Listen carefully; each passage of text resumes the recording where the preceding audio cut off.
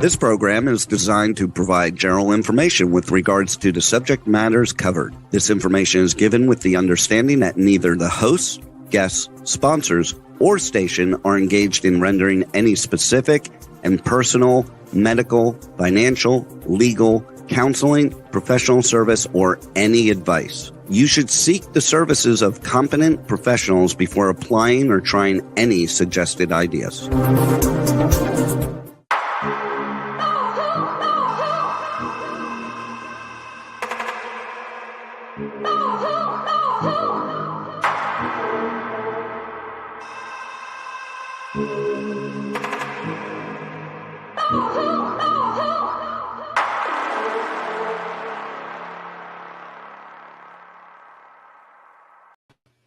Good morning, truth seekers and true crime junkies. Nanette Bartow here again with another week on Hit the Road Jack, Finding the Zodiac. Interesting information that I got this last week was in regards to some people who had actually left some posts on the YouTube website in regards to some of the videos that I have put up there. One had actually came at me indicating that the Zodiac Killer he believed to have been born in 1926, and in 1962 he couldn't have killed Ray Davis because he would never have killed on his birthday.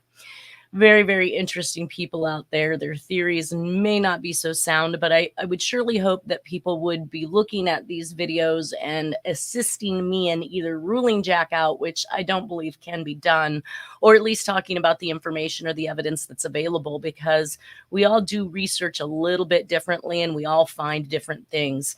I'm welcoming anybody to bring to the table any additional information or evidence in these cases that can be considered or discussed.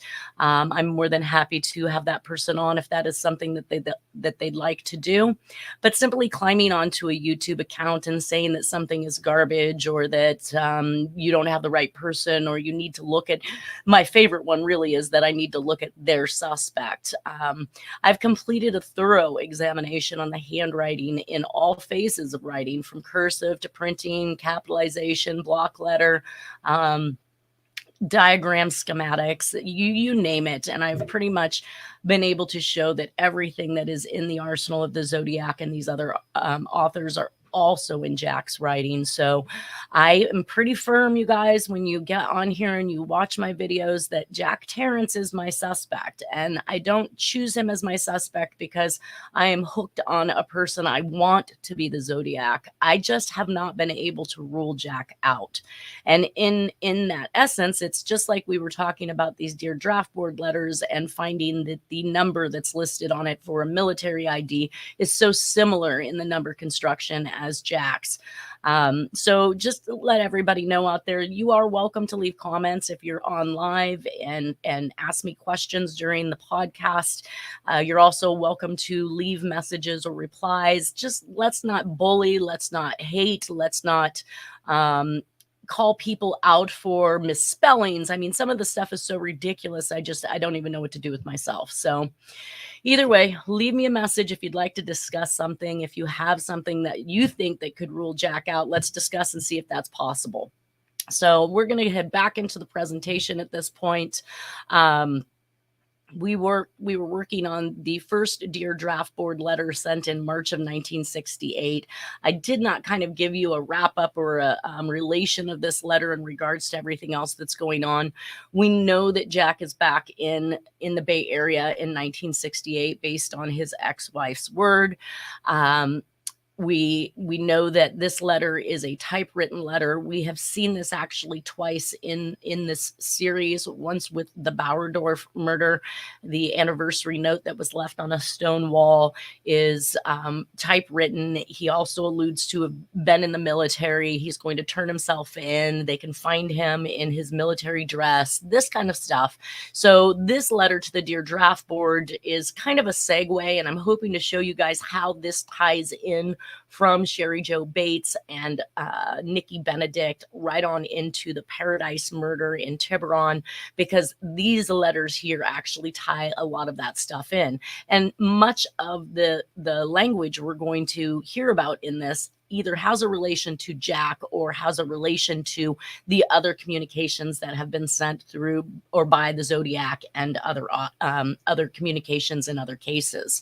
So the Dear Draftboard letter, we left off talking about Jack's number, the military number, how the military number was not a 9-digit number back in 1968. It had originally started as a 7-digit number, then worked its way into a 6-digit number preceded by a letter like B and D. So we can clearly tell that this person has not been in Vietnam. This is not a military number that has been used. And we can see up to the right-hand side there that Jack's military ID, even in his Air Force ID, is only an 8-digit number. So we definitely have some differences going on there.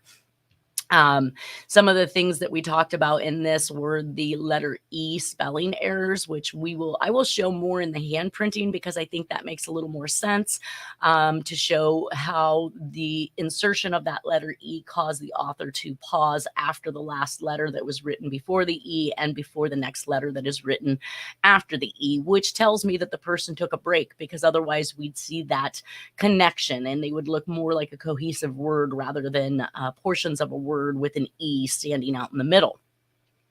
That we also saw that there was the splitting of the words in this particular document. I believe we saw that down.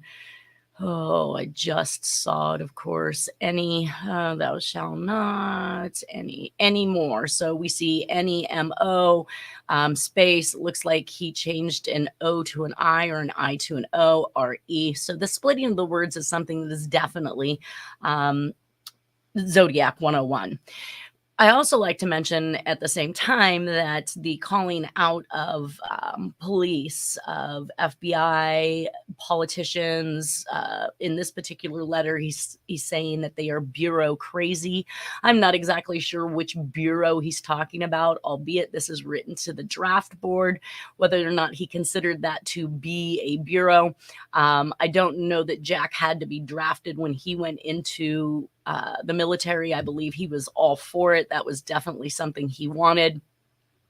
And so some of the other things that I've marked down here is that these 2-word phrasing, which bureaucrazy, how many, I really would be interested to know, though I probably will never find out, how many serial killers we have out there taking claim for being in the military or look for somebody in the military or military dress. That would allow this to be kind of a singular MO for a single person that's committing all of these crimes. But it's just another layer in the deck of cards that kind of puts everything together and points towards Jack, because we are seeing these letters that are coming out indicating that he is in the military. So any information that you hear these days, you can probably pretty much just 86 those individuals as just disseminating the truth, based on the fact that they attempt to tell you that there is no military connection. They are absolutely lying to you if they say that. So on down, we had the 8 as an apostrophe in the word don't right here. We actually see it in shouldn't up here as well. And we'll be talking in 1976 and a few more years here in regards to another typewritten letter with this same exact attribute. And a lot of the language is consistent as well. So those are some things I'd like to point out for everybody to kind of keep in mind as we go through this. We show that in some places he actually spells the name correctly or a word correctly, and then he misspells the word in the next line. Jack's ID is very close in terms of number configuration. Like I said, 3058 is the first 4 numbers of the one in the letter, and 358 is the first 3 of Jack's actual Navy ID. And in the ending numbers, 78, Jack's last 2 numbers are actually 79. So again, I couldn't rule him out based on this phony number that's put up there, because there's some truth to it and there's some mystery to it, just like everything else with the Zodiac. So let's move on to the second half of this letter. And it says, do you have God who he said, thou shalt not kill? You don't care. And so he's talking to the draft board in regards to God saying don't kill, but that they don't care. This kind of also ties right back into the November 1st, 1967 letter of Sherry Joe Bates, where he indicates that the story would be more interesting about the boy turned killer and that we should be concerned about the blueprint that was laid for this killer. So that tells me that he was built as this killer. And we know that Jack actually hunted long before this. He had a fetish with killing animals, including family pets. So killing, I mean, to me, it's kind of ironic that he even attempts to write a letter where he states that they don't care because he's clearly killing. He shouldn't have taken acid this time, though. Lots of speed. So now we're back to the methamphetamine use. And we will hear more about acid. Did you ever, he asked, you and me haven't same thinking anymore, so I got to mail this. And he spells mail with an E at the end, so that's one of those letter E spelling errors that are fake. He says, my hand shaking, Jesus, I have God for now, so I can't, and here's another number 8 in the middle as an apostrophe, leave. Are you hallucination? Like all of us, but I drove a car. It ran into a barbed wire fence. I have writing you before, so you know about the doctor, but that was a long time ago, wasn't it? But Gandhi was right. Do you know what I mean? Are you a woman? Then you can understand. Now, this one actually strikes me and sticks out because understand is one of the key words that we're going to find throughout the communications. And I'll point them out as they come along. But very interesting, up to this point, he has killed many women, and he's asking if the person at the draft board is a woman and that they would understand. If I sniff this rag of gasoline, I get my head straight. Signed question mark, comma, again, it's redacted. But the signed question mark is really, really similar in MO to the Sherry Joe Bates confession letter where he writes by and leaves the line blank, so he's not telling you who he is.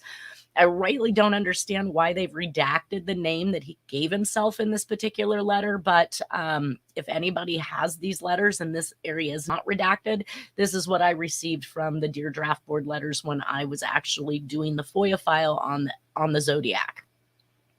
He continues to say, P.S. I don't write so good on acid, but it was 6 days ago. Keeps coming back.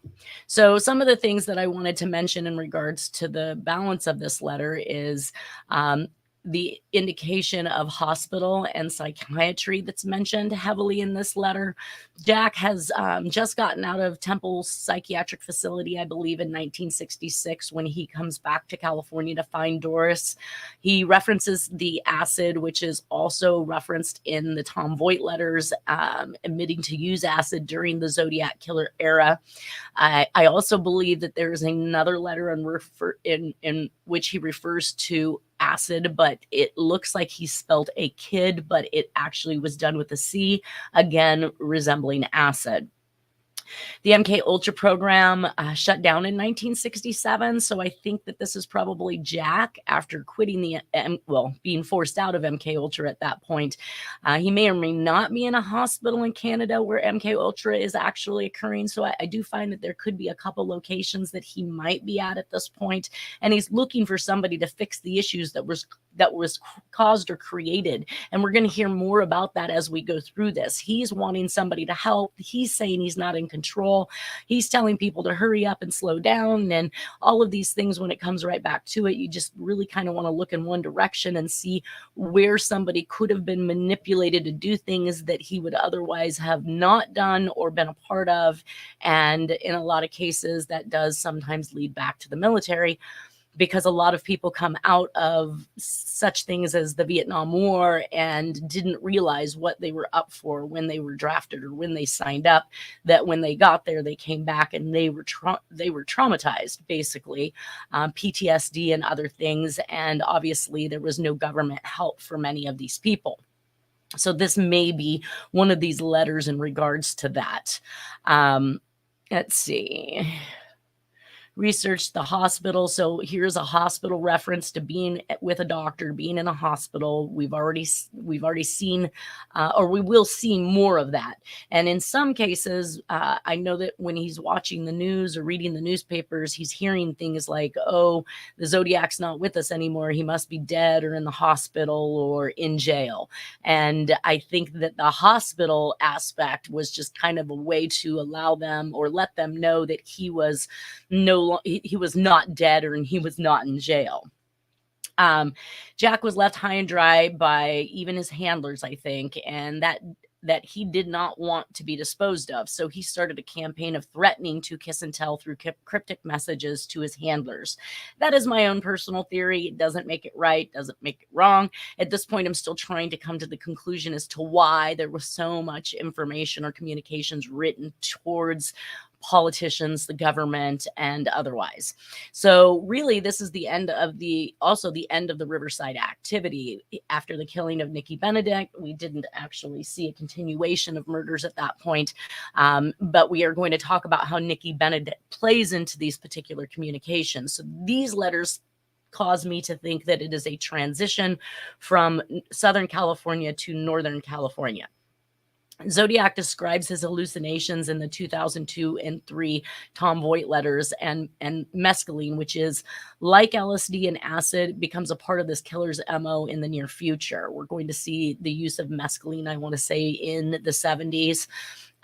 Lots of speed. Jack not only used it, but he made and distributed it.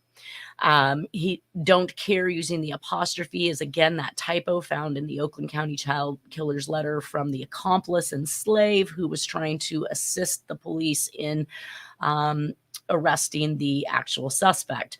Sniffing gasoline is just another way to get high, and sounds like this author pretty much does it all. The psychiatrist mentioned Zodiac. He says, I'm not insane, and it's interesting that he uses that particular statement because I'm not sure that anybody called him insane, but he is feeling like he has this loss of control if this letter has any ounce of truth. And then there's the contact with the psychiatrist in the OCC case and the admittance to a hospital or hospitality in the DB Cooper case. So we keep seeing this hospital reference return. The psyche, I see. He mentions the Army officer. I see an Army officer giving me orders. Now, Jack was in the armed forces. He was in the Navy and he was in the Air Force. So mention of the military is the tie-in, like I said, to Bauerdorf and the Black Dahlia, and many more. My hand shaking, the letter E in the middle of shaking is obviously not a spelling error that this author actually has. It is something that he interjects when he wants to dumb down his writing. The splitting of the words, the double I, again, we're back to having double I's, just like we found in the Black Dahlia writings. So I don't know how many people make a spelling error of double I's. So the use of these double I's are almost like an insignia stating pick me, because that's not frequently a common misspelling. Either the leaving out of an I or adding an I maybe, but not adding two I's. Nobody can help me anymore. So now we're starting to hear again that he needs help, that he can't get help, that nobody can help him, that he's not in control. Again, a rhyme and rhythm of the Zodiac. Help that is pretty much in every letter I state. And at the end of the presentation, when I do the complete handwriting examination of all of these different communications, I've also mapped out the language that's used in each of them. And you won't be shocked to find that most of these communications contain exactly the same type of linguistics. So nobody can help me anymore. Help that is pretty much in every letter that I state that the suspect wrote, and every serial spree listed herein.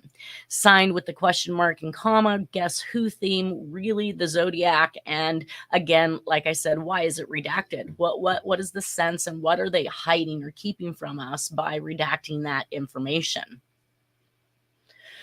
Another letter that was actually sent to the Deer Draft Board, the local draft board. And let's remember now, we have, I believe, one typewritten and 2 handwritten letters in this series, which makes for a total of 3. There's another tie-in to Sherry Joe Bates, where he wrote 3 letters. We were going to see with the Zodiac case the bump up of that, and he's consistently writing 2 and 3 letters every time he writes. So this one says, "Dear Draft Board, I write you a picture about myself now that I change. Since you wrote to my box office yesterday, I think." Now, box office is mentioned not only in the, well, I'll wait. Let me just finish off this letter. So then we see a little drawing of what is supposed to be a wave like rabbits, he says. "I can hear it on the roads too. This is the sun. Same time, it's inside itself like this all. Do you have God like I do? This is Marin Calm Hills saying, I am far beyond you. Go fast. Sincerely, comma, again, we have a redacted name, so they're not allowing us to see the moniker that this person has actually given themselves, or if it's an actual name that may allow us to tie this back to other things. I do want to state that the Dear Draft Board, I wrote you a picture about myself now that I changed, since you wrote to me, which of course he X'd out me and then wrote my box office yesterday, I think. So P.O. boxes are actually mentioned several times by the Zodiac. It's in Tom Voigt's letter. It's in John Walsh's Scorpion letters. And Jack seemed to have P.O. boxes all over the place. So again, another reason why I couldn't exclude Jack, because I actually have evidence that supports he continued to use post office boxes in different states, even after he was no longer living there. The wave like rabbits, I can hear. Now, if we flipped back to Nikki Benedict real quick, we see her in a picture with the white rabbit that was obviously published in the newspapers for everyone to see. Also, we know that, let me see if I can find his name.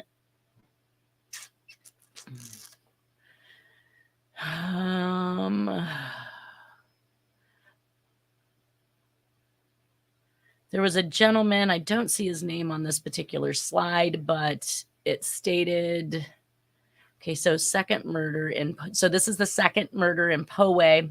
The first one was Rochelle Gluscoder, and it was actually in 1946.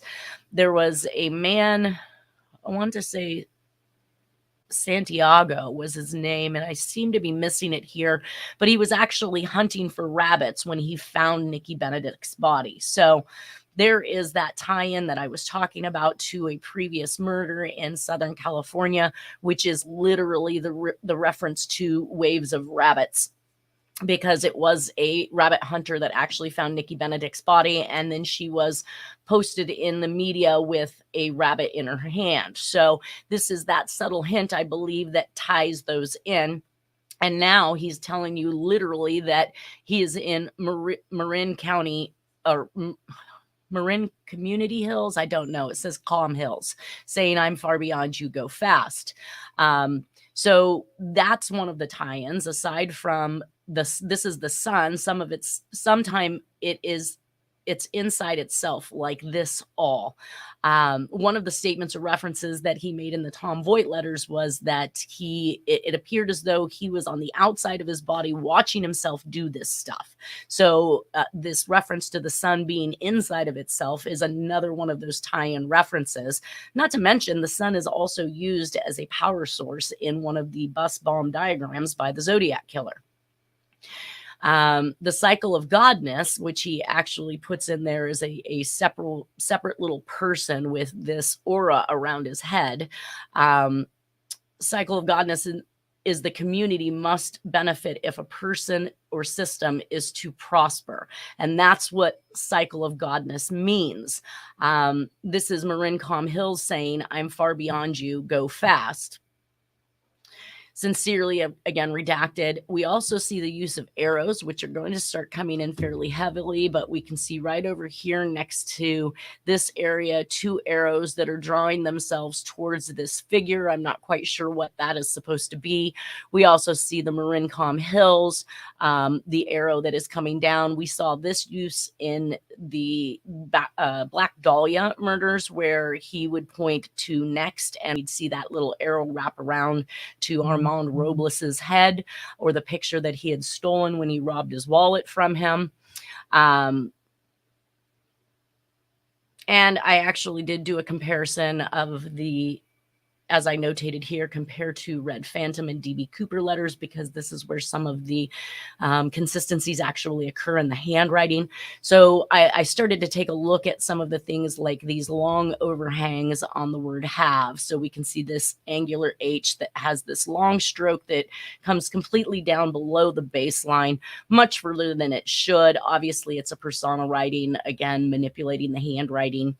But we actually see that happening in the Dear Marco letter, or the Red Phantom letter, whichever one might call it. We see again the H with the angular hump and the leg that actually comes down well beneath the baseline. Also noting that in the Dear Draftboard letters, when he made his question marks, he did another key characteristic that is found completely throughout all of the communications that I find, which is the, or not all the communications, but at least some of the communications in every single spree, which is the circle period dot and the circle period dot that is found here in the question mark. Again, consistencies between these authors. Also, the shape of that W with the very small width of the 2 bottom. Oh gosh, I'm going to lose my thought there. Well, basically, we can see it over here a little bit better in the Reno newspaper. This type of W was used also in the lipstick killing cases, and we can see that it is something, and we're going to see more of it. This just happens to be one of the communications from the Zodiac case that I pulled out, just to kind of prove up some points in regards to the relation and the way this author wrote. And everybody needs to keep in mind, we didn't have the internet, and these things weren't being blasted on the news back then, so it wasn't as if somebody could take from one letter to the next and imitate or mimic what the suspect was doing, because nowadays, of course, everything is all over the place. The second it's announced, it's broadcasted live, it's on the internet, you can find it easily. This was not something that they could have found easily back in the day, and I think that to a certain degree, with the exception of the letters that the suspect requested to be printed in the paper, many of those letters were not printed and they were withheld from public knowledge until, of course, I'm going to say probably Tom Voigt got his hands on them, and then he started producing them for everyone. So the Dear Draftboard, I wrote you a picture about. That is definitely related to Zodiac, Dear Melvin, the description in the Georgette Bauerdorf, Black Dahlia, Red Phantom, and Zodiac. The wave-like equals the reference to the ocean, which is the Dear Mary letter, where he purportedly committed suicide. The Zodiac and the Riverside Phantom all mention wave-like references. Rabbits, I can hear, like I said, Nikki Benedict's picture shown with the white rabbit. It's on the roads too. This is the sun. Sun is portrayed in Zodiac's diagrams. Time, it's inside itself. Tom Voigt's letters feeling like he was on the outside of his body looking in. And like this all, do you have God like I do? Cycle of Godness. This is all a repeat. Don't know why I have this twice. I'm far behind you. Fast. So the I am far behind you actually, and go fast is like hurry up in Lipstick, or hurry and go slow in Black Dahlia, and the OCCK, Zodiac, and more. The sincerely sign off being redacted is executed on the right hand side of the paper, as Jack does on many of his communications. So while I actually, when I draft a letter, would do my sign off to the left on the bottom, Jack always did his to the right, and that was due to the fact that his reports when he was a security guard, that's where he would actually sign and sign off on. So there is a consistency to it being on the right side, and that habit also being consistent with Jack. The next letter that was received, Now, this one, I typed it up because it is a little complicated to read, but what I did want to point out is the Tiburon reference right here. So here we have this house on the Tiburon. We know that in the last one, he was talking about Marin Calm Hills. Let's see. If we look at Fort Miley and where we believe Jack was likely having surgery, I'm going to say circa 1968, since we have medical records that support he was having a discogram done at Fort Miley in December of 1967. He likely had his surgery shortly afterwards, which would make a consistency with him staring straight across the bay and into the town of Tiburon. And then here is Marin City over to the left, which again, you can from Marin City look across the inlet there to Tiburon. So this letter says, "Dear Draftboard number 58." Again, both Jack and Zodiac use the abbreviation NO period for number. So again, something I couldn't rule Jack out of. I was capable of finding that in his writing. It says, "This is strange concepts today, so I'll think you will understand. I have a lot of them since they take care with me here in Tiburon, and not laughing, they make it seem like there is only me and no stumbles of other me when I have migraines still. Their voice still has a fog bank tone on it, but Guru says it's all a Mandela. So I just want you to understand. Here is a picture so you can understand better." So now we're hearing the word understand again. "Since you want to know." Now that is definitely Zodiac giving you proof. He even states it in his letters. "Since you want to know," or since you claimed it was this way, I'm going to tell you the truth. The fog bank or aura of color like rainbow. And then Tiburon written in capital letters beneath the house. "Like his master's voice, Mandela, like a voice. Sometimes when I take the migraine pill, it does this fog bank again." Again, that related back to Tom Voigt's letters. "And other time different," he says. Signed again, and it's redacted once again. I have also made a connection. So this is, in this particular letter, we see these nice, big, fat, bubbly, rounded letters, which have not been consistent with pretty much anything that we've looked at so far, with the exception of the November 1st, 1967 envelope in regards to Sherry Jo Bates. It was written to the Press Enterprise because they had done a story on the 1-year anniversary of Sherry Jo Bates. And the author, or the suspect, wrote in a letter stating that it would be more interesting to have that story about the boy who killed her, not her. So that's where I found this bubble type writing to be very consistent. We just went over the map. Here is, again, just a small map. Down here in this bottom section is where Fort Miley would be, which would be the Veterans Association or Medical Center, I believe. Then we have Marin City right here. And of course, here's Paradise Drive in Tiburon, where this woman was found dead off the road. And I'm not sure if she has ever been identified. Again, more research for this particular type of case. The envelopes that were actually addressed in this were very consistent with what we were going to be looking at for the Zodiac and many other crimes. The local board number 58 at 223 Salinas Street, it was sent on March 4th, 1968 to Fayette Street Enterprise, 6th floor, Syracuse, New York, 132. So he didn't even finish off, or maybe it was redacted or missing in the copy, the actual zip code. But needless to say, these letters once again make it right to where they need to make it. It mentions not wanting to see a psychiatrist again, and we know that Jack was in a psychiatric hospital, like I mentioned, per Doris Reynolds, his ex-wife, in Temple, Texas in 1966. Again, we talked about the circle with period dot in the middle. No, actually, I'm sorry, we have not spoke about that yet. One of the things that I started to see in all of these communications was a circle with a period dot in the center. And I've mapped these out on several communications. They're also found in the ciphers.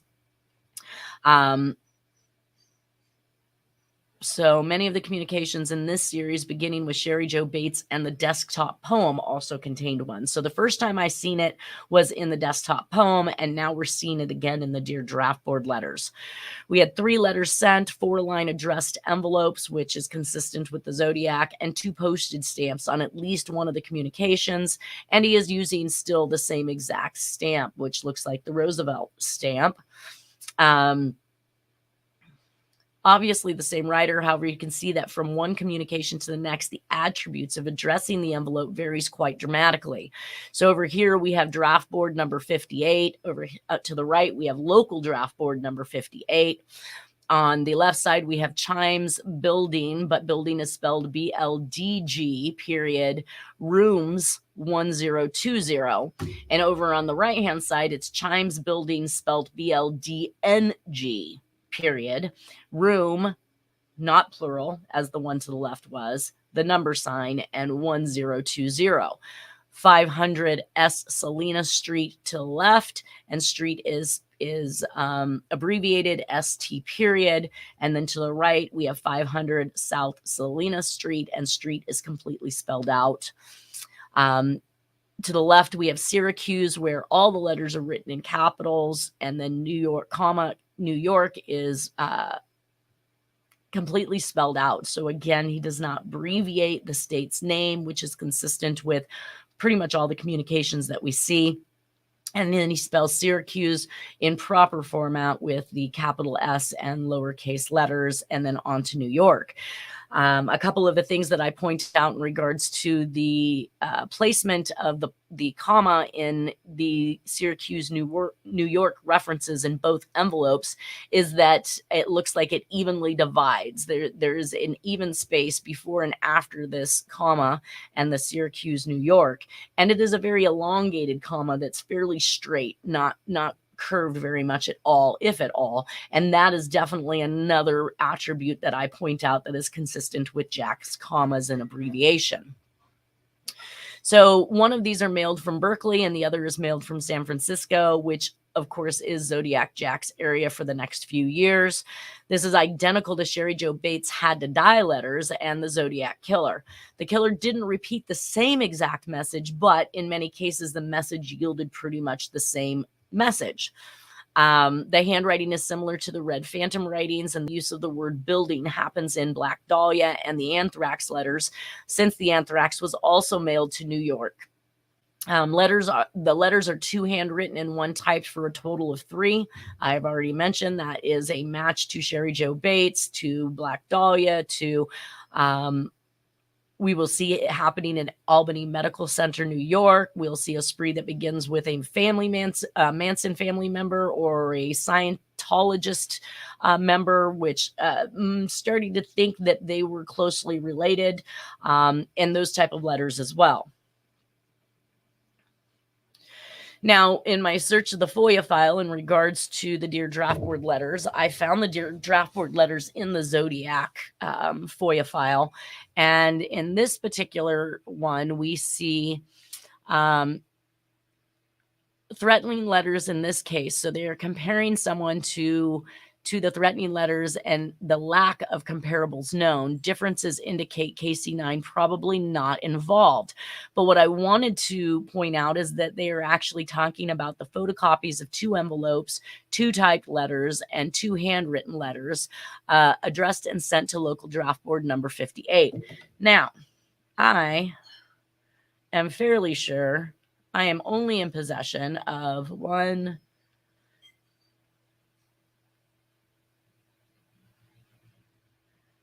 typewritten letter and 2 handwritten letters.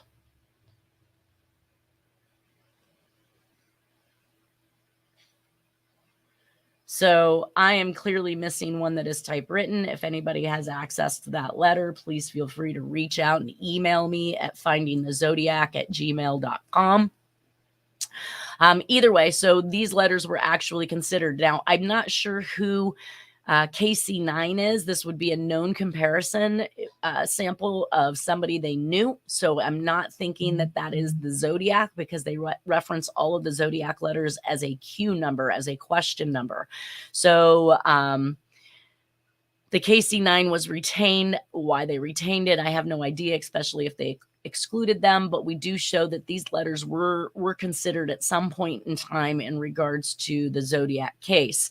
Photocopies of envelope and these letters having purported handprinting and handwriting of, and of course that's redacted again. So I'm not sure who they are indicating that it is of, unless it was the Zodiac, and that's why these were placed in that file. Now, so I did actually find a couple things that I pulled out to be able to show. One of them was the actual notes of the individual who was doing the comparison of the KC9. And maybe the KC9 is actually the Dear Draftboard letters, because KC9 is definitely referencing letters that are actually written inside of the letters that we just discussed. And one of the things that I noted is that they can clearly see these bell top A's vary so dramatically from one to the next as to suggest that the individual is manipulating their handwriting and that this is not natural writing. So why they are actually pointing out these particular letter A's rather than using maybe the regular A's that I found plenty of them in the Dear Draftboard letters, just to kind of take a look at these. This is one of the letter A's that I found very consistent between the Zodiac and Jack Tarrance. And of course, when I look over here, I see pretty much the similar or same thing. So here is the actual Melvin Belli letter that they were doing a comparison to see if that was consistent with the Zodiac writing. And they did. They did indicate up here that these were written by one writer, which means that Melvin Belli letter was actually written by the Zodiac Killer. This is one of the most manipulated handwritings that can be. I mean, it was near copybook print, perfect copybook print at the very beginning, and at least almost 2/3 of the way through. At about 2/3 of the way through, we start to see that the author is no longer writing with perfect form, and he's starting to fall back into his own natural habits. And we can kind of glean some of those things that we should be looking for in a body of writing to determine authorship. So I did kind of go back and forth between these where we could actually see the letter R's. This is kind of similar to that check mark R, which of course they talk about heavily in the Zodiac writing, where it has a very short stem and a very long overhang that is much longer than the width of the R should actually be. In fact, it's much wider than any of the other lowercase letters surrounding it, and that is very consistent with the Zodiac writing. So I did kind of point out some of those. And then up here to the top right-hand corner is where I pulled out the word press with that great big bubble P in the November 1st, 1967 letter. And then, of course, we see that another letter in the Dear Draftboard communications is a letter P, in which case the author also chose, I'm going to call it bubbleize because I like to make up my own words, but chose to bubbleize that particular character or letter in the word picture, which I don't, I mean, how many serial killers do you have out there practicing with bubble letters and choosing to actually make the letter P the bubble? So again, that's another thing as far as persona writing and playing with the handwriting that is consistent between these authors. So that brings me to the Zodiac case. I actually did the search for Zodiac Killer in the FOIA files, and I found 21 items that are matching. I have likely looked at all 21 files or all the files in regards to the Zodiac case. We do want to note at this point in time that they are now bringing up in relation the Atlanta child murders, which I have concluded that the author of those writers were also the author of the Zodiac letters. So we see that brought up a couple times. Eileen Wuornos is one. Insane Clown Posse. I'm not sure. I've not done any research on these yet. But we do see Jonestown again, D.B. Cooper once again, Hirnap again, Richard Ramirez again, and Charlie Wilson. I probably should have done a little research on Charlie Wilson to see what he was up to and why he was being investigated by the FBI, but I'm sure it has something to do with politics once again, because he is a 12-term Democrat with the United States representative from Texas, and that kind of fits right on in with everything that we have going on with Jack in Texas. So another Oh, it looks like we are actually going to climb into... It's 7:44. We've got about 6 minutes left today. Don't know that I can completely go through all of these, but let's go ahead and give it a start. So basically, this is a letter in the Zodiac files that I found. It's dated March 29th of 1991. Let me put some glasses on. This stuff gets a little... Let's see. It says 37 latent fingerprints previously ported in this case are not fingerprints of redaction, FBI redaction, fingerprints of Arthur Lee Allen. The remaining latent fingerprints from the tip and side areas of the fingers and the latent impressions were compared with the available fingerprints of whoever is redacted, and it's almost making it appear as though whoever is redacted is somebody who is with the FBI, so they might even have been looking at one of their own, and Allen. So they were doing two comparisons, but no identification was affected. No palm prints are contained in our files for these individuals. So I am pointing out once again that Arthur Lee Allen has literally been excluded by fingerprints as being the Zodiac, and that we have, or at least they state they have 37 latent fingerprints. Now that's full prints because they go on to actually separate that from other latent impressions that are tips, side areas of the fingers. So those are partial prints. So they have actually indicated they have 37 full prints and then partial prints that Arthur Lee Allen and this other agent, it looks like from the FBI, has been excluded as a possible author. With 37 fingerprints, one of them have got to be a right thumbprint, and we have Jack's right thumbprint, and Sonoma County has Jack's palm print. So while they're calling for palm prints in this particular case, that indicates they are also, the FBI is also in possession of the palm prints. If they have these files, those prints didn't just go away. Why have these comparisons not been made? Once again, the FBI worked thoroughly with Dennis Kaufman on this case, all the way up to my knowledge, 2012, 2013, before Chris Hopkins retired. I don't know if Dennis went on to work with anybody else after that, but Jack was the main suspect, the number one suspect. In 3 years of working with Dennis Kaufman and the agents from the FBI, had not heard once that they were considering or looking at another suspect, or that they had any other serious suspect in mind. And I'm sure that's something that would have been said to me. And at one point, we were told they were going to close the case on Jack, which really solidified in my mind we were actually working on the right person. So why this case didn't close is, again, as baffling as some of these murders that Jack and the Zodiac committed. So I fall back to the fact that this is the media's biggest money-making scam there has ever been. Quite possibly, Jack was a crisis antagonist back during the time when the war had ended. Women were going back to work. Money wasn't being made for these bigwigs. They weren't producing steel, lumber, and coal at this phenomenal rate that they were during the war. They had to find another way to make money. The affiliation with newspapers, media, columnists, cartoonists that we see that is strewn throughout all of these communications, knowledge of information that media would put forth that has not been publicized, all really brings me back to the possibility that Jack was a crisis antagonist, and he created the serial killer basically, and it was coined based off of these crimes. And they sold the most newspapers, made the biggest stories, sold more news than anything else at this particular time, and continued to sell thereafter as long as it remained a mystery. I've pulled out some references, and we'll look at those here shortly in the podcast, probably next week or so, in regards to we have 25 links indicating an individual has been arrested for a crime in the Corvette Concept mystery murders.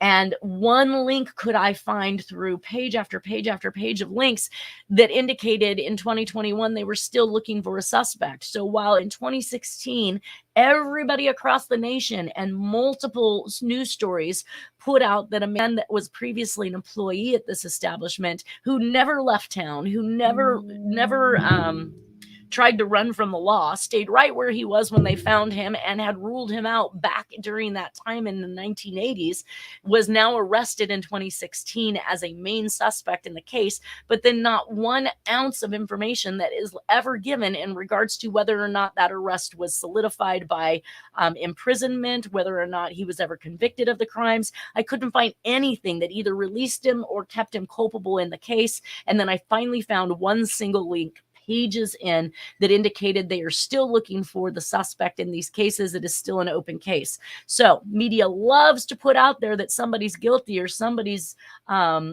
been arrested for these crimes in order to sell the news, but then the redaction of that or the take back of that is a very minimal 2-second display of we are still looking for them, or they were found innocent and released, and then nobody ever gets to hear that. So we've talked about that a couple times, and I will continue more with this. And I do believe that I have a great article from an individual probably back in the early 2000s who indicates pretty much the same thing. His disgust with the media and the news vilifying people and then not making it clear as largely as they did when they accused the person that that person should not have been accused of it, and recanting, even maybe apologizing from some of the words they use. The spin on it is tremendous. Either way, we are done here for today, and we will pick up next week. I hope everybody has a wonderful weekend, and we'll see you then. Peace.